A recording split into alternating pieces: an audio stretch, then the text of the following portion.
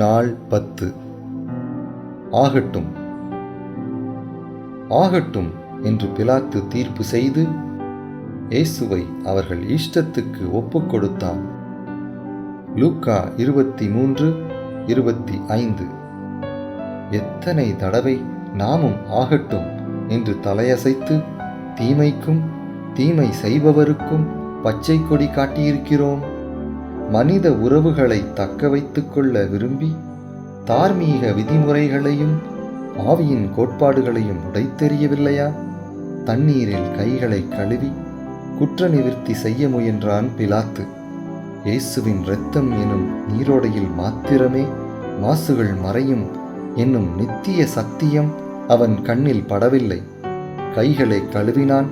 நீதி சட்டமைப்புக்கு பெயர் போன ரோம சாம்ராஜ்யத்துக்கு மாறாத ஒரு களங்கத்தை தனது காணிக்கையாக அளித்தான். தன்னையும் அழித்து கொண்டான். ஜெபம். துன்மார்க்கர் தரும் அழுத்தத்துக்கு அஞ்சாமல் நீதிக்கு குரல் கொடுக்க பலந்தாரும் தேவா. ஆமென்.